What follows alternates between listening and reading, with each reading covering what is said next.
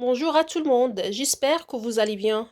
Alors aujourd'hui, je parle de deux verbes essentiels, deux verbes qu'on utilise quotidiennement.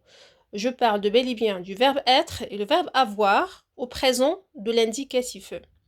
Il y a encore des personnes qui ne savent pas faire la différence entre le verbe avoir et être au niveau du rôle. Des personnes qui ne savent pas dans quel cas ils peuvent utiliser le verbe avoir et dans quel cas ils peuvent utiliser le verbe être. Tout d'abord, nous commençons par la conjugaison de ces deux verbes.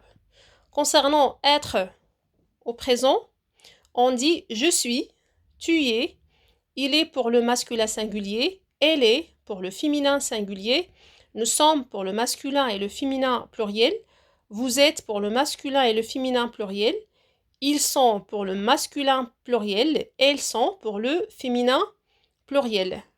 Concernant avoir au présent, on dit j'ai, tu as, il a, elle a, nous avons, vous avez, ils ont et elles ont. À propos du rôle du verbe être est généralement utilisé pour exprimer l'état, ou bien l'attitude, ou bien l'action. Exemple.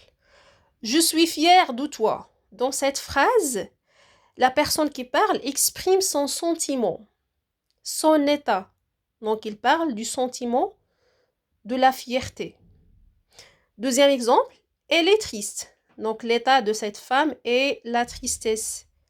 Donc, ici, on voit que la femme est triste. Donc, son état, c'est la tristesse.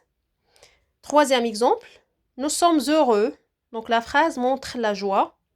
L'état de la joie de ce groupe de personnes sous le pronom personnel nous. Comme vous voyez, être est présent dans ces trois phrases. Concernant le rôle du verbe avoir exprime la possession. Alors, quand je veux parler de la possession d'une chose, je dois utiliser le verbe avoir. Exemple, j'ai une voiture. Ça veut dire que je possède une voiture. Je suis le propriétaire d'une voiture. Deuxième exemple, il a de beaux yeux. Donc la phrase montre que cette femme possède de beaux yeux.